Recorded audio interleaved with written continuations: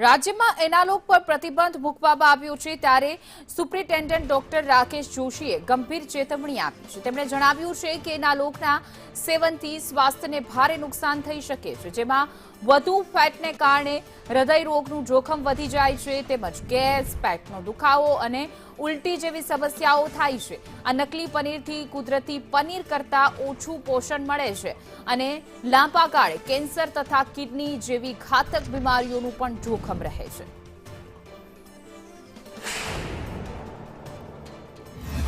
हमारा आरोग्य मंत्री प्रफुल्ल पानसरिया साहेबे जो डिसिजन लीधुं छे एक्चुअली गुजरातना दरेक नागरिकने आरोग्य सारू रहे एना माटेनुं आ खूब मोटुं पगलुं कही शकशुं आपणे।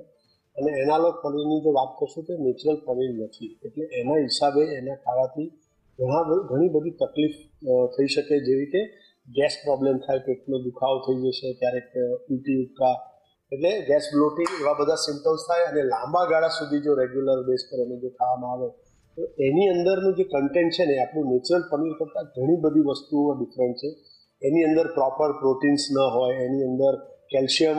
જે પ્રમાણે આપણા નેચરલ મિલ્કમાંથી જે પનીર બને એ પ્રમાણેનું ના હોય, સાથે સાથે એની અંદર જે અનસેચ્યુરેટેડ ફેટી એસિડ્સ એટલે એવું કે ફેટનું કન્ટેન્ટ પણ ડિફરન્ટલી હોય છે, જે આપણા શરીરને લાંબા ગાળે નુકસાન કરે। અને એ જ રીતે જોવા જઈએ તો એને પણ હાઇજીનિક રીતે બનાવવામાં ન આવે,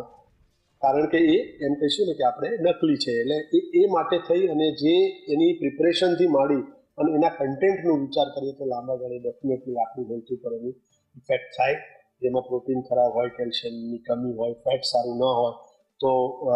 ભવિષ્યમાં જો કરીએ તો ડેફિનેટલી આપણને રોગો થવાની શક્યતા રહી છે।